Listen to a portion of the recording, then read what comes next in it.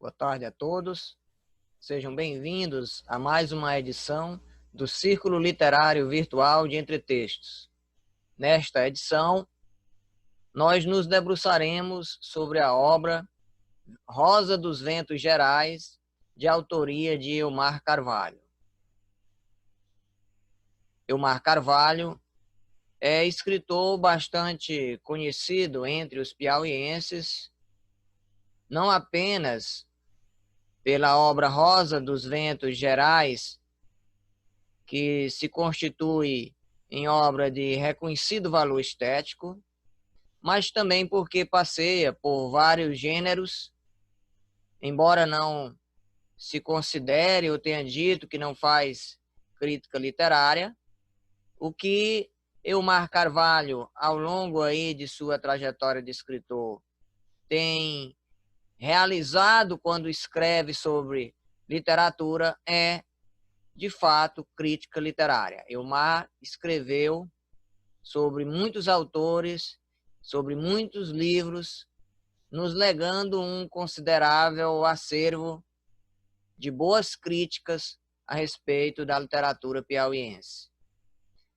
Elmar também escreve outros gêneros, entre os quais tem se dedicado à crônica, com um volume considerável aí de crônicas publicadas em blogs, jornais, revistas. E, além de tudo isso, Elmar é um ativo participante de diversas instituições culturais.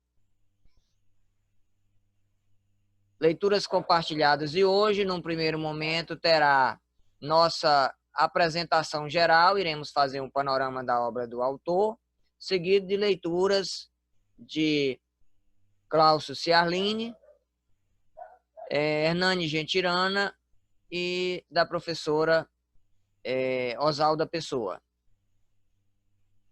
Eu, particularmente, selecionei aqui alguns poemas e a apresentação que vou fazer aqui não se faz com o propósito de ler a obra à luz de teorias. Não é esse o propósito da apresentação que irei fazer aqui de Rosa dos Ventos Gerais. O que eu vou realizar aqui, na verdade, é destacar o que eu, enquanto leitor, realizando uma leitura de fruição, pude observar ao selecionar alguns poemas que me tocaram. E o que eu pude observar, entre tantas coisas que nós poderíamos dizer sobre esta obra? A obra de Elmar Carvalho, toda ela é feita, é uma poética que tem como objetivo exaltar o sentimento. A poesia de Elmar Carvalho é uma poesia de derramamento lírico. É uma poesia de derramamento lírico. E quando nós falamos que é uma poesia de derramamento lírico, nós não estamos dizendo com isso que não exista momento em que esse derramamento lírico é também contido. Mas é principalmente uma poesia de derramamento lírico. Toda a sua poesia é uma poesia, ou quase toda, de exaltação, que se faz ver, inclusive, a partir da própria maneira como Elmar organiza, distribui os poemas aí ao longo de seu livro. Ele rotula cada uma das partes aí de cancioneiro. Cancioneiro do fogo, do ar, cancioneiro da água e cancioneiro dos ventos gerais. Então, os cancioneiros constituíam em coletâneas da idade, reunindo as canções da Idade Média, quando havia uma íntima associação entre música e poesia. E veja aí o sentido, né, da lírica, né, do autor que se quer fazer lírico, e inclusive recorrendo aí à tradição do século XIV, do século XV, com a intenção de reviver a ideia do lírico, desse lírico que quer exaltar sentimentos, e aí ele vai também, de certa forma, nas suas escolhas temáticas e formais, recuperar um pouco do romântico, recuperar um pouco do simbolista, embora estejam aí presentes elementos das mais variadas correntes na sua poética. Então, a sua poesia, vou voltar a enfatizar, é uma poesia de exaltação do sentimento. Quando eu falo que é uma poesia de exaltação do sentimento, nós vamos encontrar isso materializado formalmente através de muitos elementos linguísticos. Nós vamos encontrar isso evidenciado no tom confessional, no uso largo da primeira pessoa. Nós vamos encontrar nas tentativas de diálogo que ele faz com o leitor, com o seu interlocutor, com a referência explícita a essa figura do interlocutor. Nós vamos encontrar através do vocativo, nós vamos encontrar isso através do uso largo de adjetivos. Nós vamos encontrar isso através de muitos recursos linguísticos que nós poderíamos observar como os recursos dessa exaltação que ele faz do sentimento. Nós vamos encontrar essa exaltação, seja esse sentimento construído a partir do confessional existencial, ambos se confundem no poema de Elmar, seja a exaltação do sentimento da saudade melancólica, seja o dos conflitos da relação do eu com o mundo, seja da descrição poética de costumes, espaços, tipos, seja da própria linguagem, que é tema recorrente. Então, em todas essas vertentes, nós encontramos a exaltação do sentimento. O que Elmar faz é exaltar o sentimento. Porém, é bom que se diga, essa exaltação ocorre para que se sobreponha à condição individual do sujeito, um sujeito que se debruça sobre o tempo do dizer, sobre o tempo cronológico, sobre o próprio sentimento. Então, nós vamos encontrar esse sujeito, quando há essa exaltação do sentimento, há também, paradoxalmente, uma sobreposição do indivíduo sobre o sentimento. O indivíduo sempre vale mais do que o próprio sentimento. Então, o sentimento é exaltado para reforçar uma condição individual. Nós vamos aqui passear aqui por alguns poemas de Rosa dos Ventos Gerais. Selecionei aqui alguns deles. Nós vamos aqui estabelecer um diálogo aqui entre romantismo revolucionário,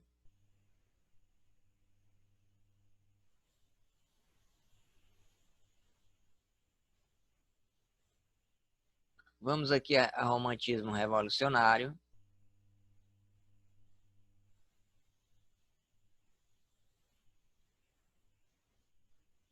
vamos lá a leitura. Estou aqui, querida, feito um pateta contemplando em alienação voluntária e otária um crepúsculo como nos meus bons tempos de adolescente. Somente eu mudei. Os crepúsculos continuam iguais, mas faz bem a um homem ser romântico. Por momentos, ele esquece a sua e a fome de seu povo. Bem, eu fiz questão de ler de maneira fragmentária, pontuando essa leitura de maneira fragmentária, Porque aqui nós temos uma voz lírica que vive um momento de contemplação, e essa fragmentação corresponde também à fragmentação do pensamento ou à materialização do pensamento num instante de contemplação. Então, nós podemos observar isso concretamente na forma como, graficamente, estão dispostas a palavra ou as palavras, no sentido de constituir esse ritmo, que é o ritmo de quê? Do pensamento durante uma contemplação. E de um pensamento que se debruça exatamente sobre o quê? Sobre a condição de ser romântico. Sobre a condição de quê? Sobre a condição de estar apaixonado. Sobre a condição que é a condição de todos os tempos. E que recupera, em essência, a figura de quê? A figura do adolescente.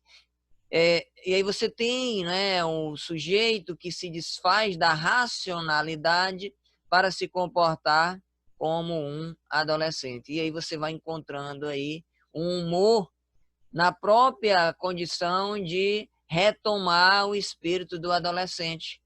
Você vai observando aí essa constituição, ao mesmo tempo o questionamento sobre o significado de ser adolescente, de ser romântico. Você vai conseguir observar aí claramente. Inclusive, esse revolucionário, ok, ele acaba aí sendo aí, portanto, tendo aí, portanto, um sentido irônico. Então, você observa aí concretamente, né, que nós temos aí a presença viva de um sentimento. E na poesia do de Elmar Carvalho, nós vamos encontrar isso no maior ou menor grau de exaltação. Aqui você tem um poema em que há uma racionalidade que está expressa, inclusive, no sentido formal, pelo modo como graficamente estão distribuídas as palavras, tentando simbolizar o pensamento, mas você consegue literalmente perceber que ele o faz para enfatizar aí um sentimento, que é o sentimento da paixão. Num trabalho racional, num trabalho medido, que tem uma concepção estética muito clara. Vamos visitar um outro poema chamado Vento na Alma e nos Cabelos. Vamos aqui visitar esse outro poema, Vento na Alma e nos Cabelos.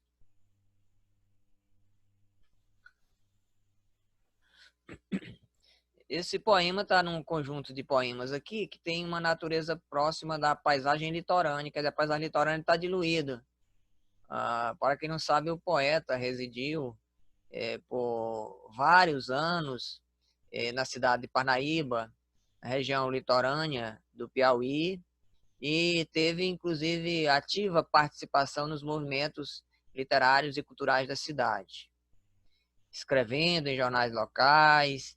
Então, a sua vida na antiga cidade de Parnaíba foi uma vida frutífera de produções culturais. Então, vamos aí ao poema Vento na Alma e nos Cabelos.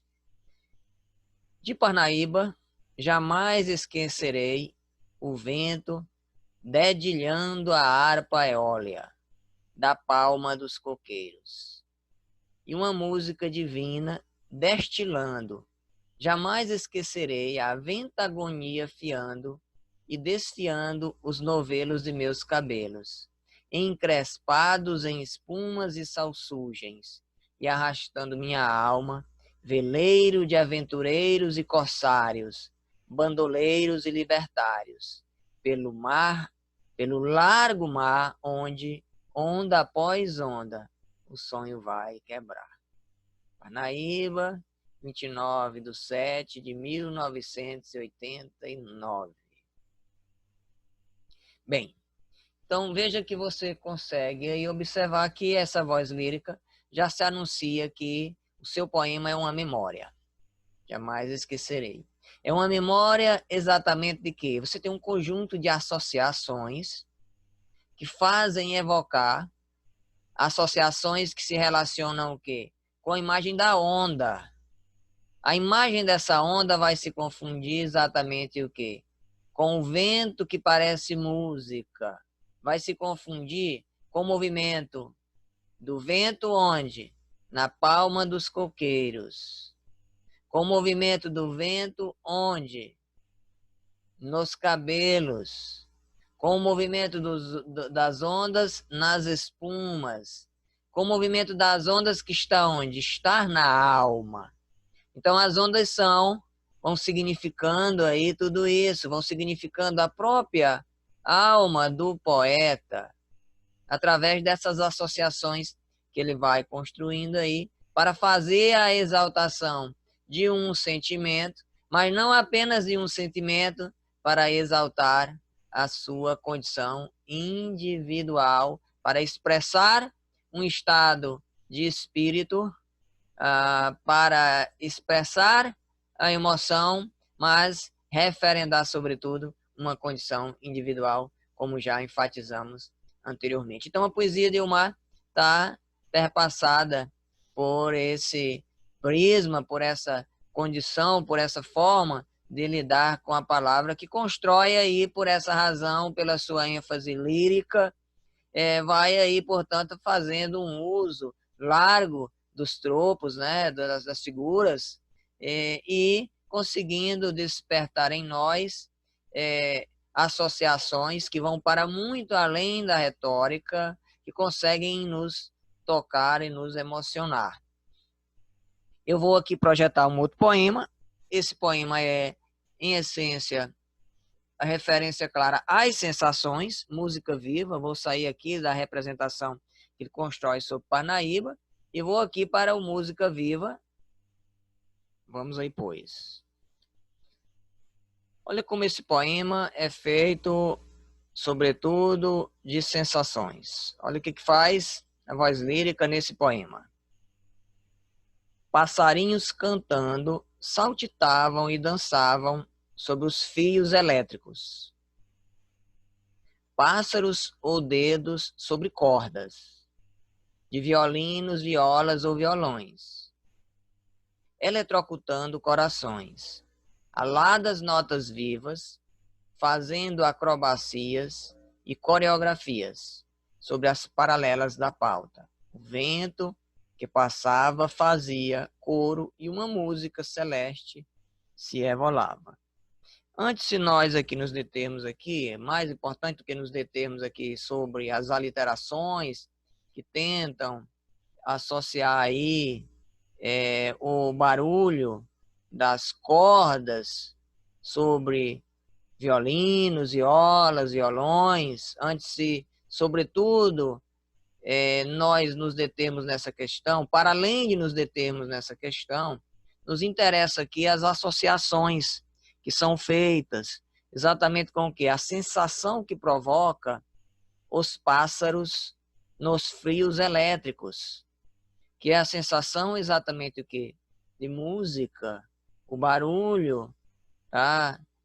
do pousar e do movimento dos pássaros na fiação, que se assemelha aí, olha as associações, com o barulho da música, ok? Inclusive onde? Inclusive no próprio vento.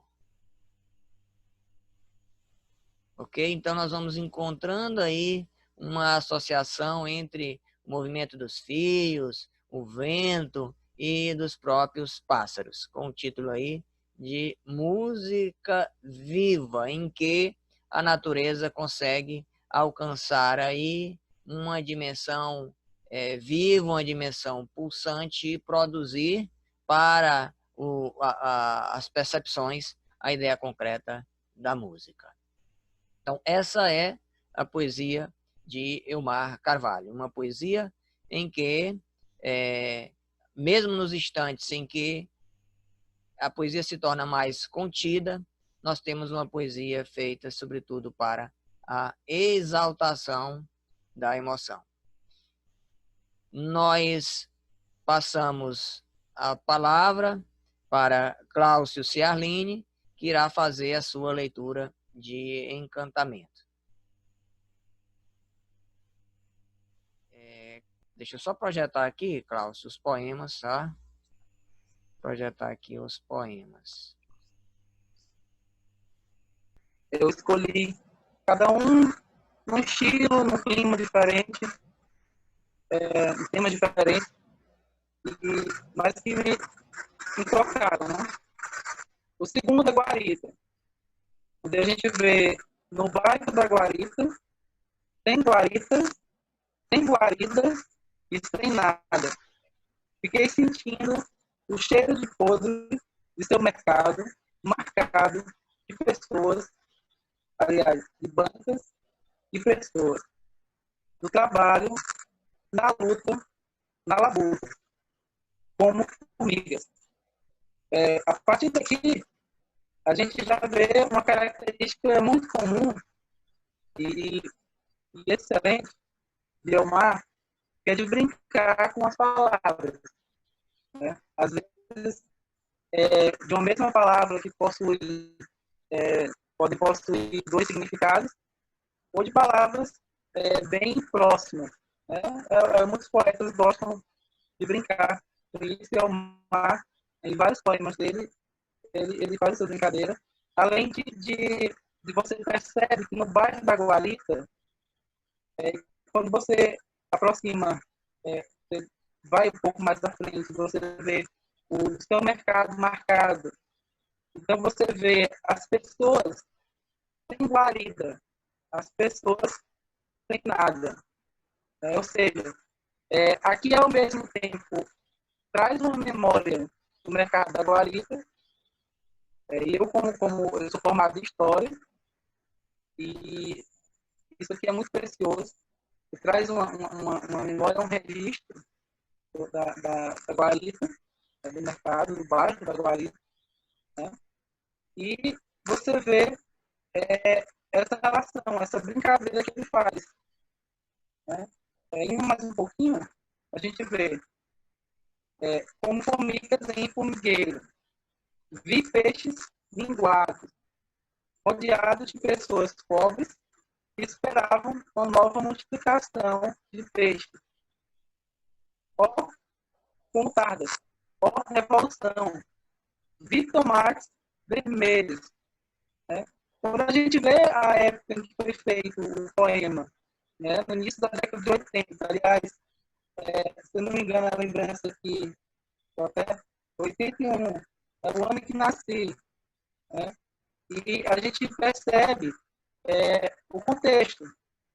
Quando a gente fala da multiplicação, a multiplicação dos peixes, a divisão igual. Né? A gente fala de revolução. Nessa época a gente via muito essa relação entre o capitalismo e o comunismo, né, entrando para a parte política. Mas, mais uma vez dizendo, essa é a minha impressão. Muitas vezes eu posso errar, ou errar pouco ou muito, mas quando eu começo a ver, falo de revolução, multiplicação de peixes, a questão da preocupação social com a pobreza, e finalmente, né, tomates vermelhos, né, brilhando ao sol, refletidos nos olhos das pessoas que espiavam com fome, que espiavam sem dinheiro. Vi postas de carne, sangrando, borrifando vermelho, em estranha pintura surrealista, no bairro da Guarita, na zona do Meretrício. Vi profissionais como mendigas, porque a necessidade é bem maior que o ganho. Na Praça da Guarita, no comício do povão, vi que o povo tem fome, mas o povo quer comer. Vi que o povo tem sede, mas o povo quer beber. Na Praça da Guarita, tem guarita e sem guarida. A guarita é o povo, na guarita do poder. Então, quando a gente vê essa relação clara, né, não é preciso nem nem chegar à metade do poema para a gente já ir percebendo essa preocupação social, né? Essa preocupação social, ao mesmo tempo que é um trabalho de memória, né? De um local, de um bairro. Ele está falando do coração do bairro, e não está falando só do lado bom, do lado bonito. Ele pode justamente falar das imperfeições, ou do que poderia se chamar do que a sociedade costuma enxergar como imperfeição. E com isso, ele vai trabalhando, brincando, como faz com as palavras, com os versos, e nos deixando uma excelente reflexão social e política. Né? Porque a gente percebe um teor político-social logo no começo, mas que com o decorrer do poema, ele vai se confirmando. A partir do momento que ele coloca a questão do comício, né, a questão que, infelizmente, até hoje existe. Né? Essa foi a minha impressão do sentimento. Para não me alongar demais, porque ainda tem um último que preparei aqui. No caso da Fazenda do Tombador. Você pode ler. Já chegou, né? Fazenda do Tombador. Foi o que eu mais gostei. Né? Foi o que eu mais gostei dos três que eu escolhi. Em vez de tombamento, protegê-la da usura, sem limites e sem pudor, e das mordidas vorazes do tempo e do vento, literalmente tombaram a fazenda Tombador. Lançaram ao desabrigo, em eterno e impiedoso castigo, os históricos fantasmas do tempo da batalha que ficaram ao relento, expostos à chuva e ao vento, sem veste e sem mortalha. Quando literalmente tombaram a fazenda Tombador, nenhuma voz se levantou, nem mesmo a voz de alguém que clamasse e dissesse tomou.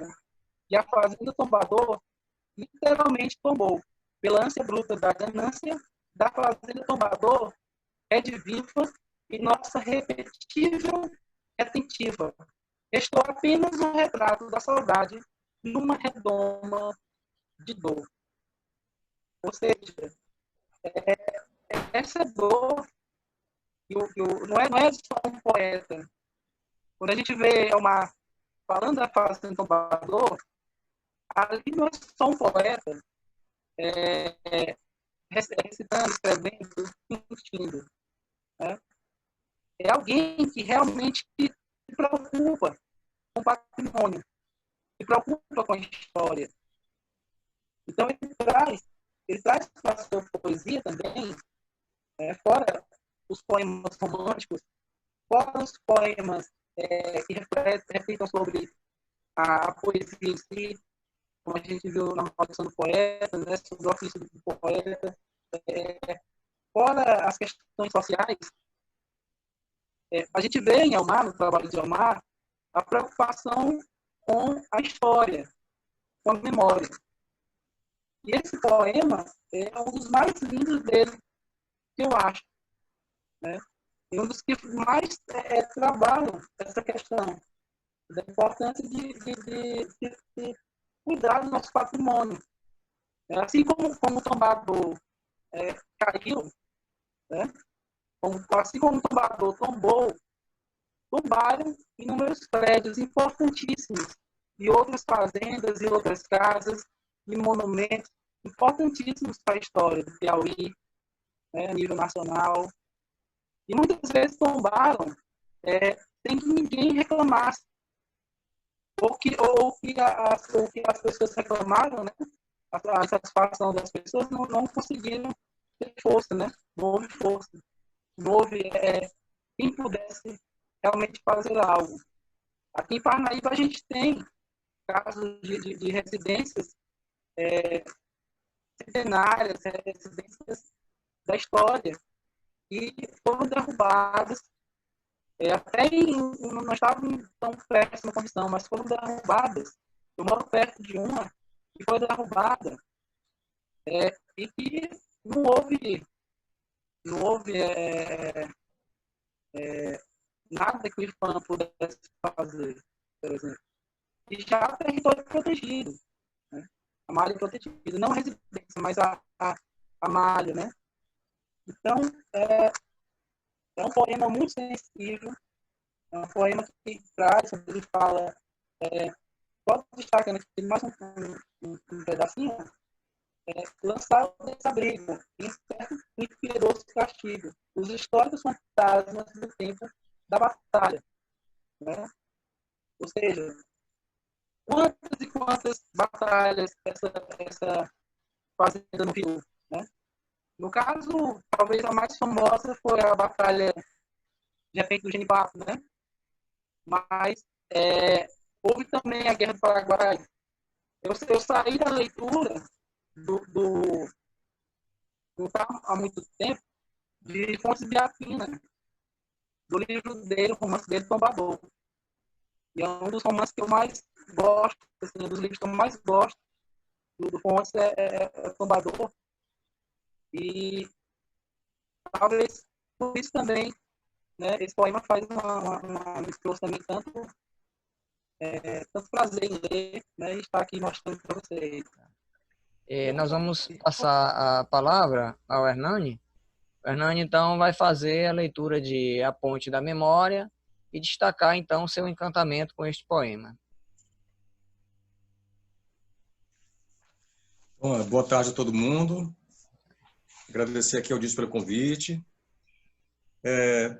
Eu tenho o seguinte procedimento. Eu escolhi A Ponte da Memória, está na página 24, e eu farei um breve comentário, porque, na verdade, eu devo dizer o seguinte: eu comecei a ler o livro aqui em PDF, eu estava analisando A Ponte da Memória, aí fui lá para a autobiografia zodiacal, e quando eu percebi, eu já estava analisando o outro poema. Aí foi que eu me lembrei que o meu compromisso era com o primeiro. O que é que eu estou querendo dizer com isso?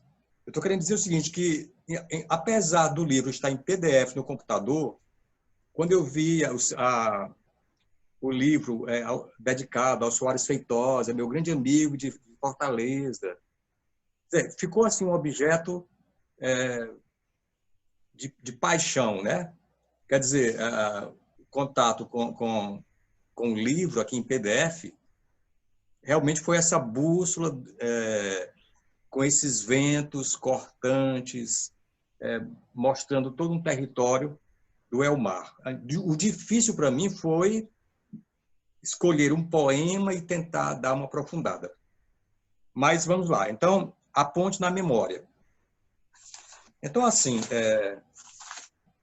eu abordarei o poema sem nunca esgotar, evidentemente, seria uma pretensão boba, tola, por dois flancos, né? Um estrutural visual, estrutural barra visual, e o outro no aspecto do conteúdo. Essa foi minha ideia inicial, e quando eu li alguns textos de pessoas que comentam o livro dele, no próprio livro, eu fiquei à vontade, porque o Elmar tem esse adentrar na poesia pela linha concretista, o movimento concretista, alguma coisa de concreto, que, na minha opinião, se mantém em seus poemas, né? Então, assim, o poema, então lá vai, o aspecto estrutural barra visual. O poema possui 23 versos ao todo e está dividido em dois blocos. E esses dois blocos, eles se conectam a um vão de versos únicos. Na verdade, são expressões ou palavras. Eu chego lá. E vão compondo, e esse vão, que lembraria a ponte, então, é constituído por 3 versos, 3 palavras. O primeiro bloco possui 8 versos e o segundo bloco, 12. Mas se levarmos em conta que os 4 últimos versos do segundo bloco funcionam como um desfecho quando o eu lírico adentra a narrativa do poema, então o segundo bloco também teria 8 versos. De modo que, do ponto de vista arquitetônico, da arquitetura do poema visualmente, e lembrando a ideia de ponte, essa estrutura ela tem um perfeito balanço, no sentido de balance, equilíbrio, lá do inglês. Então, não sei se foi consciente, semiconsciente, inconscientemente, mas me chamou muita atenção essa perfeita estruturação, e se você pegar o poema que está na vertical e fizer assim, a ponte aparece por inteira. E os 4 versos últimos, como eu disse, eles são do adentramento do eu poético. Então, no primeiro momento, há uma voz que vai configurando, quase que visualmente, essa paisagem, fluidia e tudo mais, e, de repente, no final, o pronome meu, eu não diria se apodera do que é dito, mas se consubstancia.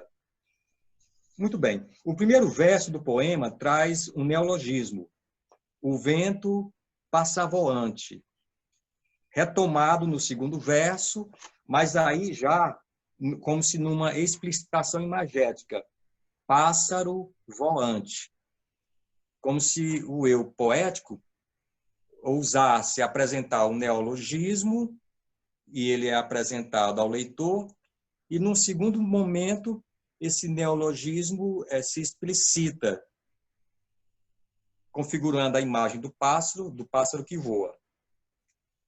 Então, reforçando, o vão da ponte é composto por volutas jônicas, ogivas góticas, sacadas exóticas.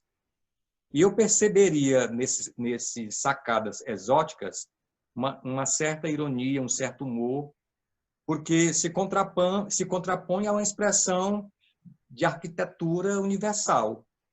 Volutas jônicas, ogivas góticas, e aí já saindo desse ambiente de um passado, né, distante, sacadas exóticas.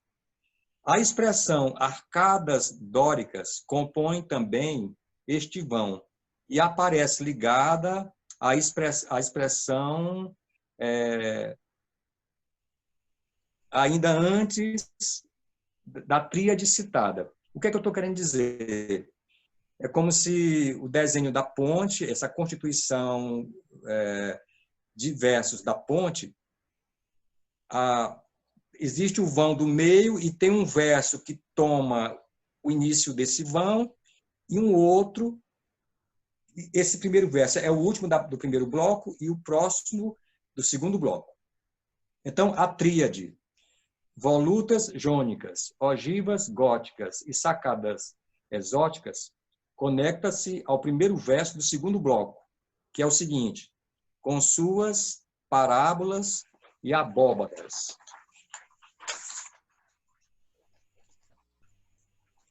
Em ambos os blocos de versos, há o verso. Ele é repetido, aparece 2 vezes, no primeiro bloco, no segundo bloco. O verso é o seguinte, aspas, e empurra o casario antigo. A ação realizada pelos ventos do primeiro bloco, passa voante e passa lígero, passa lísio, do segundo.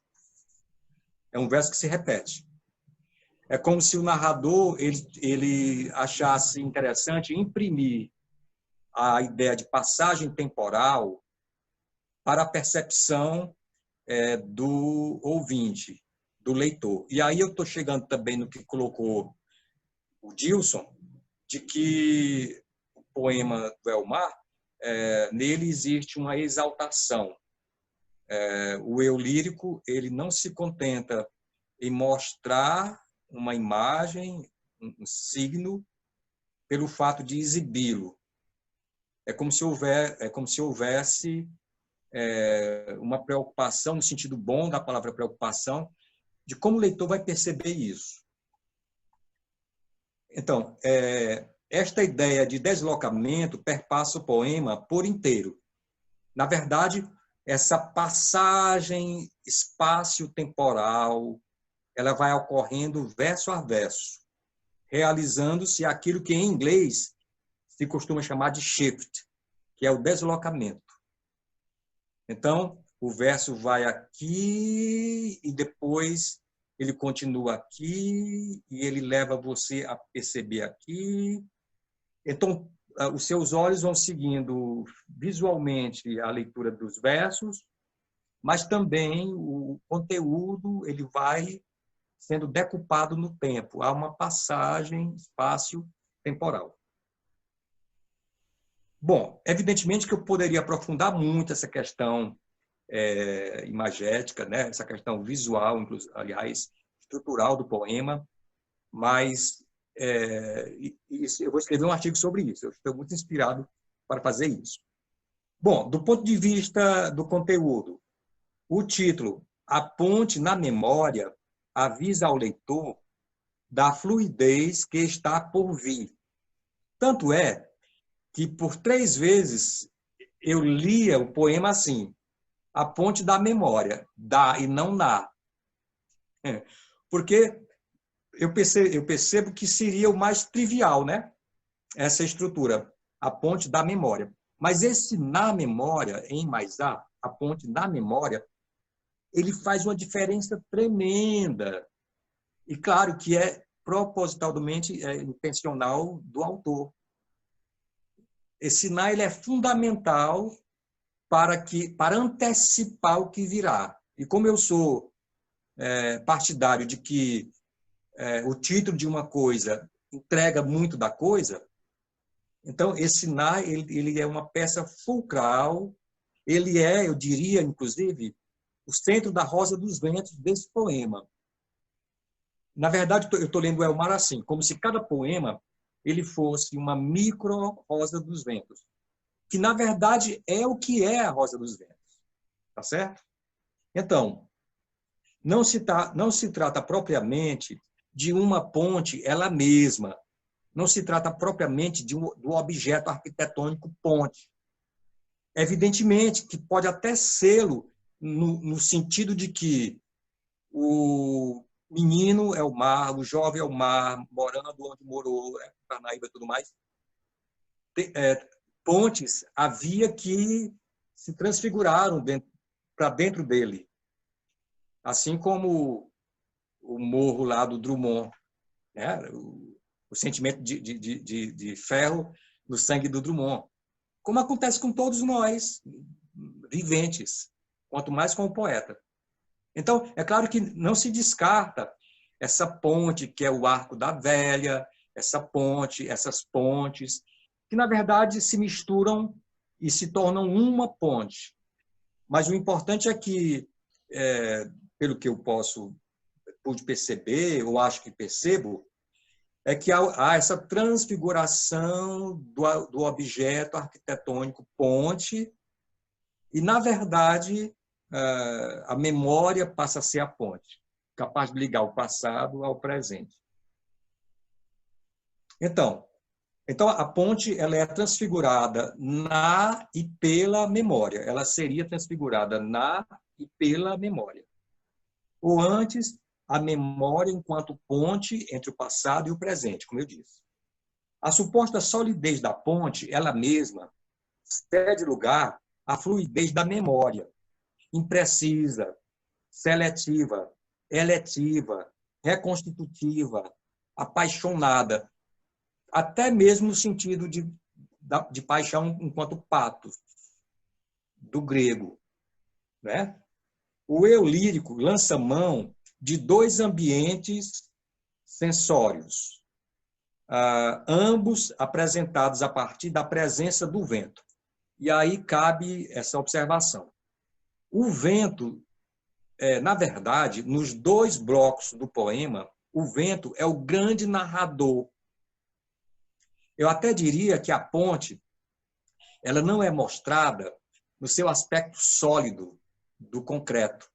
O vento é como se criasse, ao perpassar pela ponte, pelo pé de oiti e tudo mais, ele cria um negativo, esse termo no sentido arquitetônico.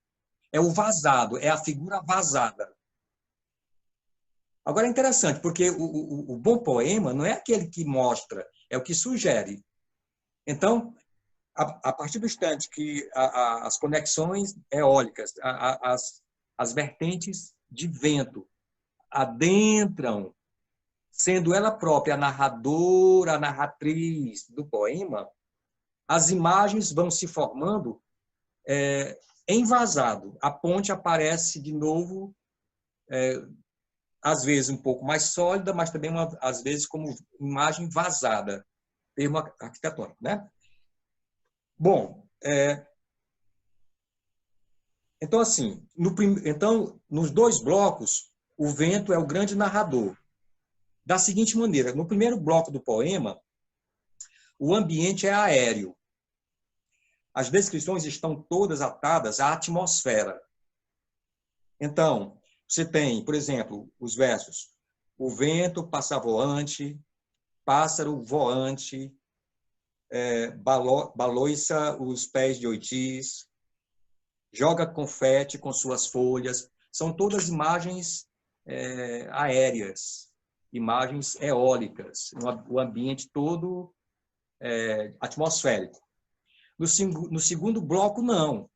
O ambiente ele é todo aquático, embora seja o vento que introduza, como introduzira no primeiro bloco, todo o espaço.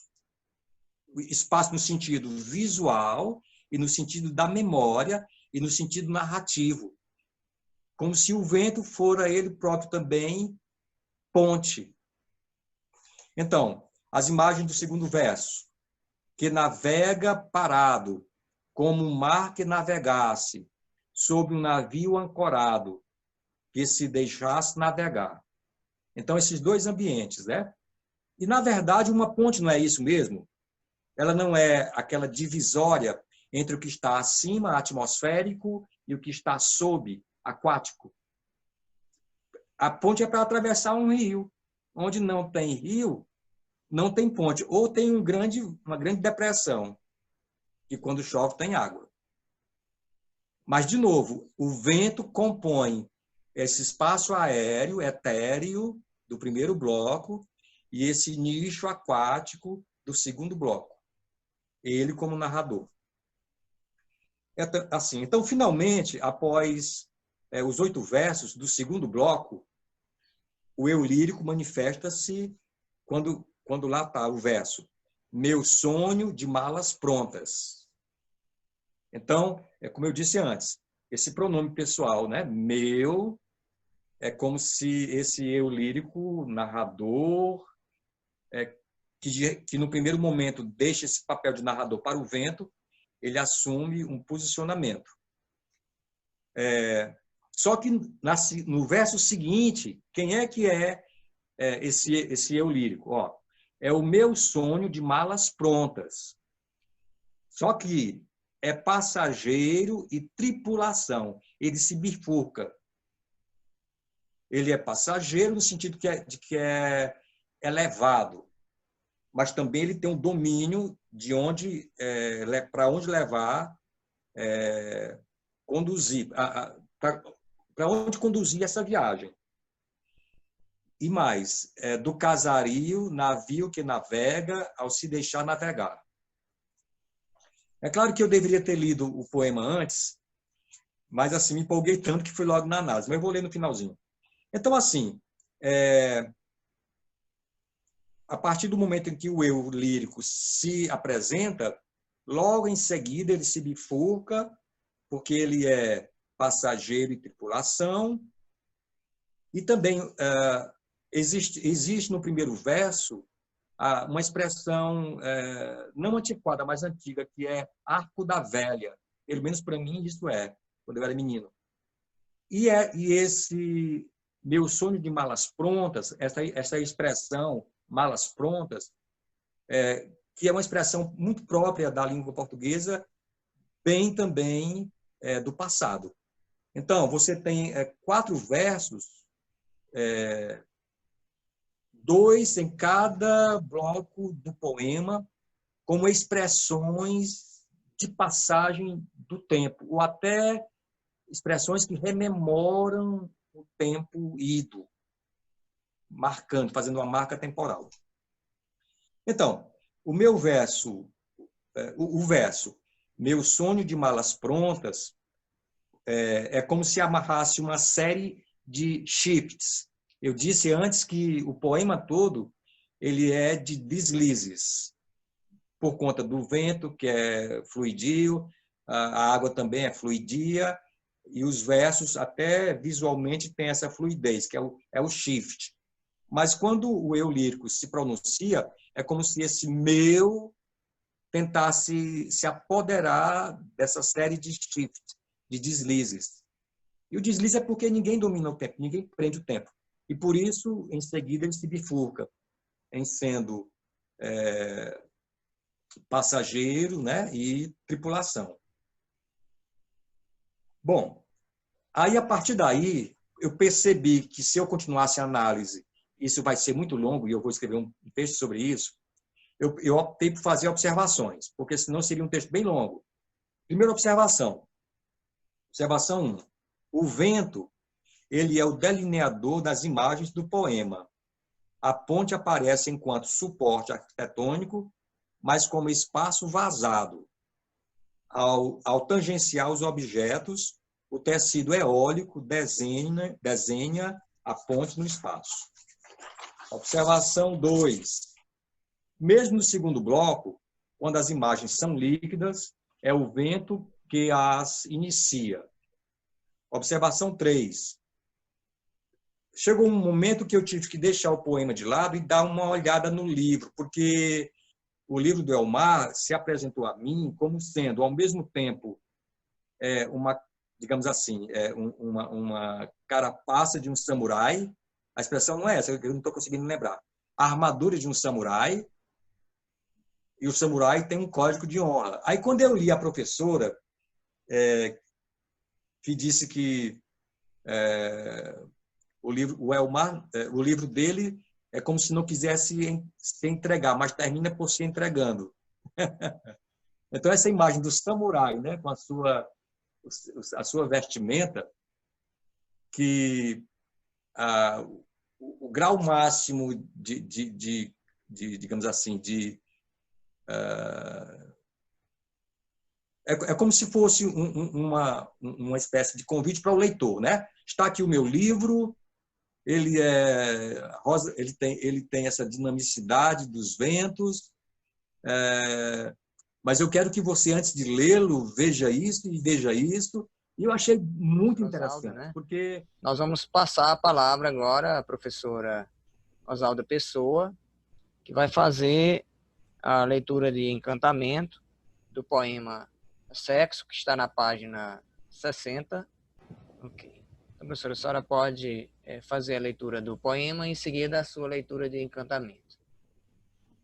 Boa tarde a todos os convidados, né, para esta tarde de leituras de encantamento sobre a obra Rosa dos Ventos Gerais, do poeta José Elmar de Melo Carvalho.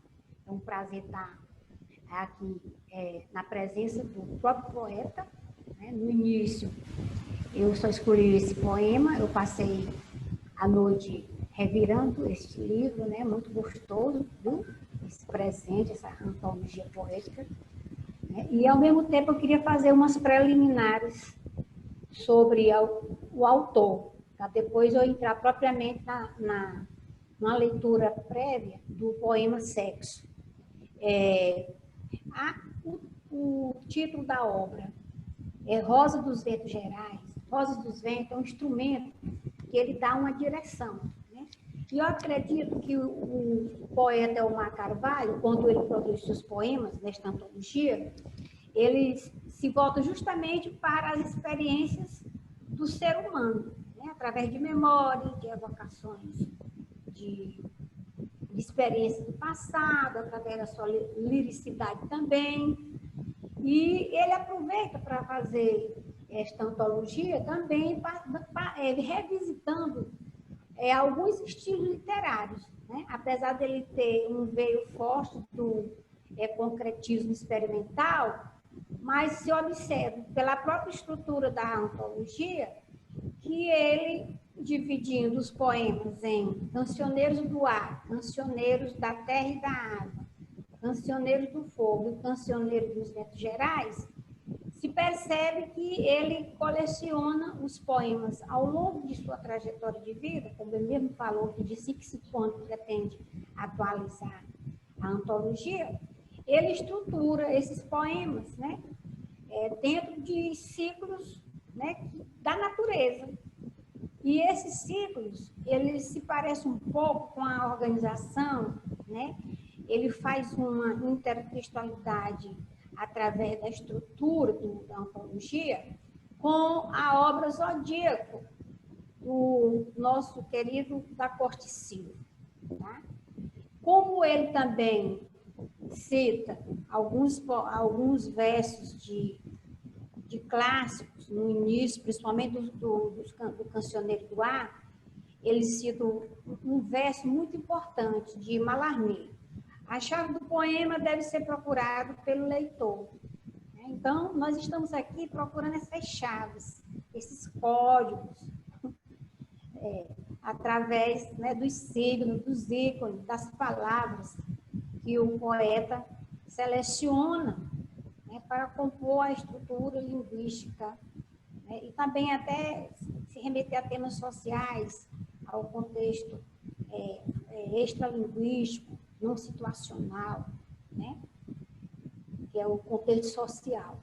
E fazer também algumas considerações, como ele usa a Rosa dos Ventos, e trabalha esse ciclo da natureza, nós queremos dizer também que o ser humano, as experiências, são vividas em ciclos, né? E o poeta tem razão em sempre voltar e atualizar a sua antologia, né?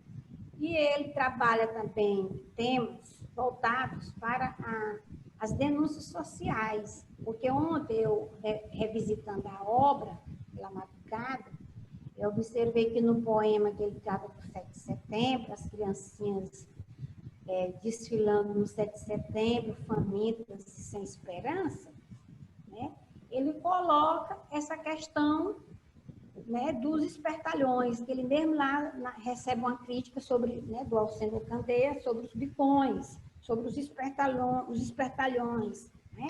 Onde ele coloca uma frase muito bem na análise, o Alcendo Candeia coloca uma frase muito bem sobre a análise da antologia, que é: as suas altissonâncias trompetadas, só os incautos batem continências. Ou seja, ele revela a hipocrisia dos bajuladores e dos espertalhões, quando ele faz na antologia as poesias de denúncia social. E ele diz mesmo, né, que esse tipo de espertalhões e de bajuladores devem ser tratados com perdão do esquecimento. E isso é uma das críticas, né, da sua antologia, de Alcendo Candeia. Né? E uma das coisas que é colocada também em Rosa dos Ventos Gerais, já que trata das experiências dos seres humanos é a questão do poeta procurar sempre uma atitude diante da vida, mas uma atitude de coerência, né? Ele se torna, né, o poeta da coerência. Poeta da coerência. E um dos seus críticos na obra, que é o Paulo de Tarso Mendes de Souza, ele coloca que é mais fácil observar as ilusões nos olhos dos nossos vizinhos que o engano em nossos próprios olhos. É aquela velho provérbio popular. Você enxerga uma trave no olho do vizinho e você não enxerga um cisco, né, dentro do seu olho. E o poeta, ele procura manter a atitude de coerência. É um prazer estar aqui presentemente com o poeta, né, nesse debate do Entre Textos, e ao mesmo tempo eu queria colocar que ele tem também, pela leitura geral da obra, uma obsessão muito grande pelo jogo de palavras, de sonoridades, né? Ele tem uma paixão muito grande pela desintegração das palavras, pela quebra das palavras, dos ícones. E aí, nisso, ele constrói um poema virando objeto. Constrói um poema virando objeto.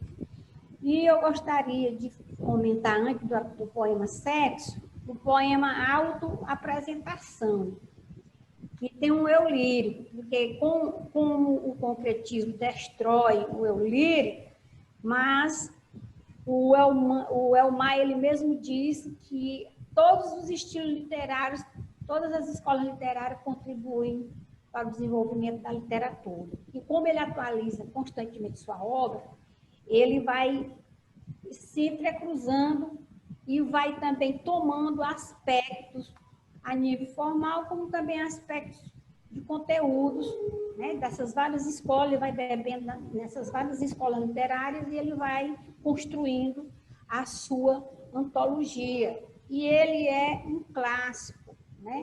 Inclusive, o clássico, ele é eterno, porque ele vem antes, ele vê o antes, ele vê o agora, ele vê o depois, né? Então, o poeta se torna extemporâneo, fora do seu tempo, para dar conta de todas as coisas que acontecem no tempo devido a esses ciclos, né? Da rosa dos ventos gerais. E eu vou ler o poema Autoapresentação, porque nele tem um eu lírico, não tem a destruição do eu lírico. E se esse eu lírico coincide com o que pensa o autor, né, ele está aqui se apresentando, porque o Torquato Neto, ele fez também um poema onde ele diz: eu sou o pronome pessoal e transferível, né? Eu sou um ferro desferrolhado, indecente, tá? E eu me lembrei, porque o concretismo está em meio ao tropicalismo, né, nos anos de 1956, 60, 70, a poesia, a vanguarda concreta da poesia, ela foi muito forte. E aí ele se apresenta assim: eu, eis como sou, neste instante único, após o qual já serei um outro. Quer dizer, os ciclos, né? Que ele fala da rosa dos ventos gerais. Um homem que rema no seco contra a corrente das águas. Um homem que usa a gravata como se for um baraço nas horas de opressão. Um homem que escreve torto por linhas certas. Um homem que sobe e teima contra a lei da gravidade. Eu sou aquele que aprendeu a pecar para ter a humildade de não ter uma virtude. Eu sou aquele que lutou para não ser. Ou seja, ele está falando aqui que os ciclos passam. Ora, ele é um instante, né? Ele defende, podemos dizer assim, defende um pensamento. Ora, ele já pode defender outro pensamento devido às suas experiências. E aqui ele diz que usa terno nas horas de opressão. Quer dizer, ele vai de terno e gravata, ele vai à luta. Ele escreve todo por linhas certas, ou seja, ele quer dizer que escreve de tudo, né, sobre as experiências humanas. Né? E o provérbio popular é o contrário, né? Deus escreve certo por linhas tortas, e ele escreve torto por linhas certas, né? Para mostrar que ele escreve a experiência do ser, né? A experiência humana. Tá? E esses poemas, a característica do concretismo, né, são cheios de aliterações, de assonâncias, de paranomasias, de antíteses, de metáforas. Um dos poemas também que me chamou a atenção foi o poema Enigma, né, em que aparece também um eu lírico, entre o som, o sono, o sonho, a sombra e a sombra. Eu me descompunho em escombros, em farpas e agulhas, escarpas e fagulhas, desfeito, enfim, em fogos de artifícios, feito estrelas de mim. Esfinge autoantropofágica que não se decifrou e que a si mesmo se devorou. Aqui também, né, já tem um certo prenúncio da poesia de Oswald de Andrade, né, a questão de ele ser um auto-antropofágico, porque ele não se decifrou, ele não se conheceu. Essa questão da antropofagia no movimento da literatura se traduz na falta da identidade cultural, né? E também de nós termos os estilos literários próprios, né? Independentes do pensamento eurocêntrico, né? Então, ele não se decifrou, então ele mesmo se devorou. E agora, né, indo propriamente, né, para o poema Sexo, página 66, é um poema que ele foi traçado em 27 linhas, né? Tem linhas que tem uma palavra, tem linha que tem 2 palavras e tem linha que nós temos 3 palavras. Já é uma estrutura, né, de um poema concretista, né? E esse poema ele está repleto de jogos sinestésicos, né? E de sons repetidos, de aliterações. Então, eu vou fazer a leitura do poema, vou acrescentar alguns sons aqui, onomatopeicos. Eu peço até licença ao poeta, que não está no texto, mas eu gostaria de dar umas batidinhas aqui na mesa. Então, vamos lá. Vira, gira, desvira, revira, revira, volta, volta a mesa, vou ver. Bum, bum, bum. Vira, gira, desvira, revira, bum, bum, bum. Revira, volta, volta e meia, vou ver. Mete, tira, tira e mete. Tira ao alvo. Alvo preto cabeludo.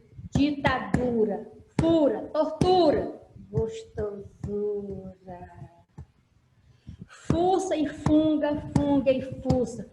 Suga e suga e sunga, sunga e suga.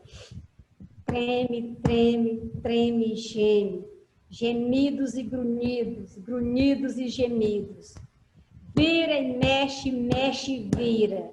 Sobe, cai, cai e pira. Tira, delira. Pinto, pinga. Pingue, pão. Então, cheio de sonoridade, poeta. Muito obrigada. E eu tive essa oportunidade de fazer esses tum-tum-tum, esses zum-zum-zum. Jogos sinestésicos, porque não tem a construção propriamente das sinestesias, né? Mas são altamente sugestivos, porque quando você fala de vira, gira, desvira, revira, bum, bum, bum, né? Isso aí está no início do poema, é como se fosse a cabeça do poema, é como se isso estivesse na cabeça entre 2 pessoas que se encontram, que estão presentes aí, né? Justamente 2 corpos. Né? Não vejo aí um eu lírico, porque ele é um poema que tem um veio mais concretista e ele destrói o eu lírico, mas nós temos a presença de 2 corpos, né? E retrata bastante o tato, né? E mete, tira, tira e mete, tira ao alvo, também utiliza bastante a questão do tato. Alvo preto cabeludo, já dá a impressão que alguém avistou algo, né? A utilização da visão. Ditadura, aí você quebra a palavra, porque a ditadura pode ser o seu objeto sexual e essa ditadura, se juntar, já forma um movimento social. E a poesia concreta é da época do regime, né, militar. E fura, tortura, gostosura, você utiliza novamente o tato. Tá?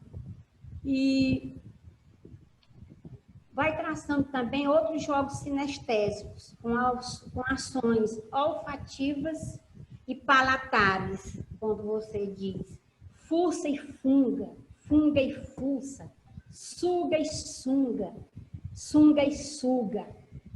Aí você está fazendo sugestões sinestésicas, né? E utiliza também a questão já da sinestesia pelos ouvidos. Quando você diz geme, treme, treme, geme, gemidos e grunhidos, grunhidos e gemidos, já, né, a consequência do ato sexual, os efeitos do ato sexual, e aí, né, tem os sussurros, os gemidos e os grunhidos, e aí você faz essa outra sugestão sinestésica. Vira e mexe, mexe, vira, sobe, cai, cai, pira, tira e delira. Você provoca uma catarse nesse tira e delira, né? No leitor que tem que procurar a chave do poema. Eu espero que eu esteja procurando abrir esse poema com as chaves certas, porque, né, o que está na cabeça do autor e o que esse encantamento me provocou e o que pode estar na minha cabeça de leitora, né? O que me provoca enquanto encantamento, enquanto leitura da obra. Pinto, pinga, né? Já depois do ato sexual, pinga, e foi um ping-pong. Né? E voltando ainda, né, ao poema, as palavras do poema Sexo são ícones, virando imagens, ocupando todo o espaço-papel para ressignificar sons, palavras e experiências do ser humano. Neste caso, pode ser um ato sexual em si. Há um aproveitamento dos espaços vazios no contexto físico do poema. Porque quando você diz gira, vira, desvira, revira, com o uso do tato e dos movimentos corporais, está no topo do poema. Mas quando você diz revira, volta, volta e meia, vou ver, é como se a gente estivesse ouvindo ecos, né? Estivesse na região aqui do pescoço, da boca, ouvindo ecos, né? Ecos, vozes de ordem, né? E quando você diz mete, tira, tira e mete, tira ao alvo, alvo preto, cabeludo, ditadura, fura, tortura, gostosura, os movimentos das ancas, das nádegas, né? É o ato em si. Né? Então, esse poema ele vai construindo a figura de um ser humano. Quando você vê ele num ângulo lateral e você olha assim, como se fosse uma sombra projetada, e você vê ele como se fosse num ângulo assim, lateral, e você vê que tem só palavras, tem duas palavras, as linhas têm 3 palavras, né? Você quebra bem a palavra, você faz versos curtíssimos, né? E nessa parte aí a gente observa o movimento das âncoras, das nádegas, mete, tira, tira e mete, tira ao alvo preto, cabeludo, ditadura, fura, tortura, gostosura. E no fuça e funga, funga e fuça, suga e sunga, sunga e suga, as ações olfativas e palatares evocam a imagem do busto, né? Do busto, dos seios, né? Geme, treme, treme, geme, gemidos e grunhidos, grunhidos e gemidos, já são mais evocações de ações auditivas, né? Evocando os efeitos do ato sexual. E você alonga, poeta, os versos gemidos e grunhidos, grunhidos e gemidos. Você alonga as sílabas desses versos para dar a ideia da ereção do pênis. Né? E você termina o poema com o vira, mexe, mexe, vira, sobe, cai, cai, pira, tira, delira, pinga, ping, pong, né? Mas no final, na base do poema, você coloca como se aí fosse uma catarse, né? Fosse uma catarse através desse ato sexual. Né? Como eu falei, as aliterações, as repetições de fonemas idênticos ou parecidos no início das várias palavras, na mesma frase ou verso, visando obter efeitos estilísticos na sua poesia. Jogos sinestésicos, não há propriamente a construção da figura em si, mas você faz sugestões, né, em vários sentidos do corpo humano. Então, é uma figura de linguagem na qual se utiliza em uma mesma expressão diferentes sensações percebidas por diferentes órgãos dos sentidos, né? Você utilizou jogos sinestésicos com diferentes órgãos do sentido para se perceber as diferentes sensações do ato sexual. Então, né, você faz uso de recursos estilísticos fônicos, retóricos, como jogos sinestésicos, aliterações. Em outros poemas você também utiliza de muitas metáforas, antíteses, sinédicos, prosopopés, e você se aproxima de Da Costa e Silva e de Cruz e Souza, tanto na forma como na sua expressão. E porque você mesmo coloca que todos os estilos literários contribuem para o desenvolvimento da literatura, e se você se coloca numa posição de um poeta eclético. E eu termino com uma pergunta. Qual o compromisso de Elmar Carvalho? O compromisso de Elmar Carvalho é com a poesia, com a arte, com a vida e com a coerência.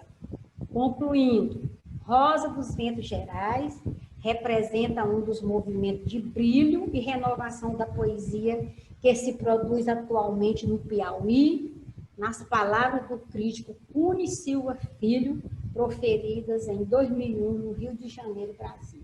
Parabéns pela sua antologia e fôlego para continuar com a sua atualização. Muito obrigada. Muito obrigada, professora Rosalda Pessoa, pela sua leitura de Encantamento.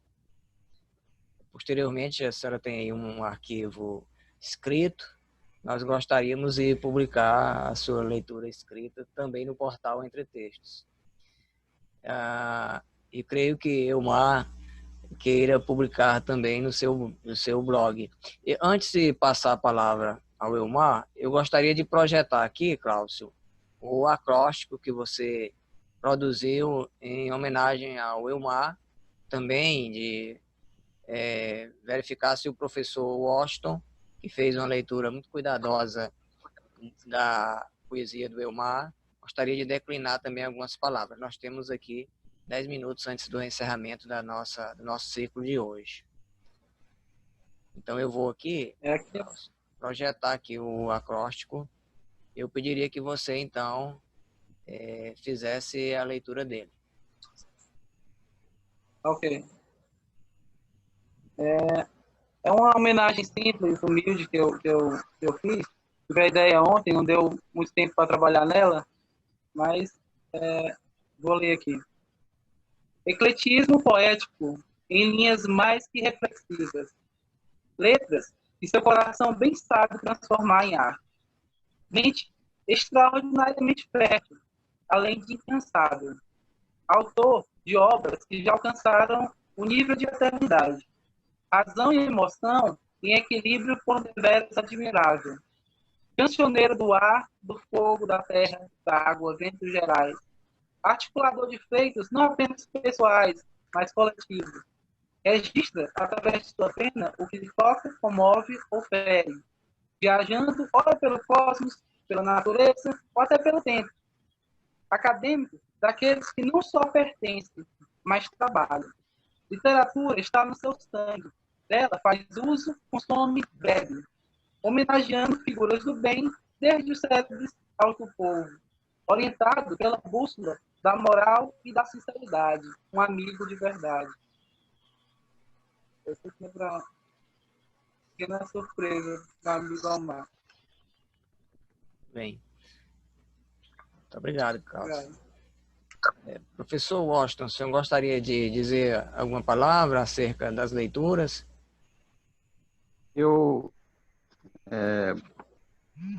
Boa tarde a todos. Eu gostaria de me referir ao que esse rapaz aí, o Klaus, né? Ele associou o poema Tombador do Elmar, né? Ele associou com o romance Tombador do Fontes de Biapina. foi uma associação feliz. Eu fiquei feliz com essa associação, dou parabéns ao rapaz aí, até porque o romance Tombador foi um romance que eu li, já li, eu tenho esse romance, gosto do romance, e é possível realmente essa associação entre o poema... É possível essa associação entre o poema do Elmar e o romance do Fonte de Biapina, né? Nos dois existe uma queda, né?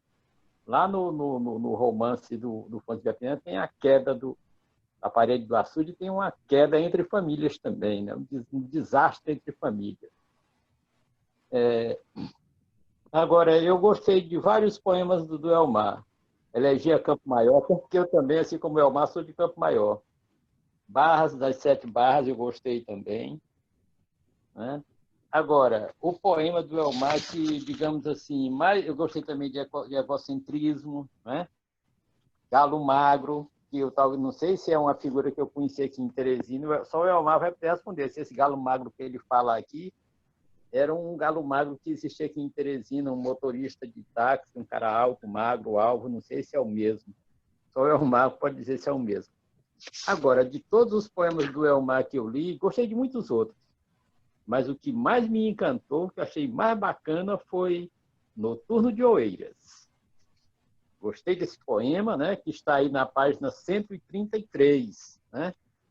Muito bacana esse poema. Inclusive, o começo desse poema é um primor. Né? A primeira estrofe desse poema Noturno de Oeiras é um primor, uma coisa primorosa, de meia-noite. Metade silêncio, metade solidão. Poxa, isso é muito bacana. E por que eu acho bacana? Porque são versos constituídos por frases nominais. Eu acho bacana a frase nominal. A frase nominal, seja na poesia ou seja na prosa, é uma coisa legal. Né? Ela é uma coisa que emplaca, é como se fosse uma placa. Né? E ela tem ritmo. Eu vejo a frase nominal para mim é muito mais ritmo do que a frase com verbo. Né? E ele continua, e atravessa a raça das vitórias, na hora dolorosa das 12 baladas, e ele vai continuando. Gosto muito desse poema, gostei muito desse poema, até porque fala um poema também que contempla lugares históricos de Oeiras, né? Como no Horto do Pé de Deus, né? No Horto do Pé do Diabo. Muito bacana esse poema. Eu quero, inclusive, dar os parabéns ao Elmar por esse Noturno de Oeiras. Né? Foi decididamente o poema que eu mais gostei, que eu mais admirei. Né? E no restante são poemas longos, ele tem vários poemas assim, um pouco longos, né? Que tem o poema Seu Amarante também, Paisagem Marinha, que eu gostei muito. Né? E outra coisa que o Elmar fez também com muita propriedade, que assim é engraçado, são poemas ao mesmo tempo trágicos e engraçados, que é o sistema planetário, né? E os cromos de Campo Maior. Né? A questão da prostituição lá em Campo Maior, a questão da prostituição relacionada com a mitologia grega. Né? Isso é uma coisa que o Elmar também soube aproveitar muito bem. Né? Então, era isso que eu tinha que dizer sobre o Elmar, e eu quero só concluir para dizer o seguinte: vou continuar lendo o poeta Elmar e faço um apelo o que eu sempre faço em todos os meus pronunciamentos. Vamos ler os autores piauienses. Né? Vamos ler os nossos poetas, os nossos ficcionistas. Nós não somos de jeito nenhum inferiores, né? Os poetas ficcionistas piauienses não são de maneira nenhuma inferiores a ficcionistas do restante do país. Não são. E uma comprovação disso é que as antologias que saíram no começo do século XXI agora, com os melhores poemas do século XX, os melhores contos do século XX, eles têm autores piauienses no meio. Todos eles têm autores piauienses. Isso é uma comprovação que a nossa poesia e a nossa ficção não é inferior ao que se faz no restante do país. Já pode ter sido em épocas passadas, mas não é mais. Né?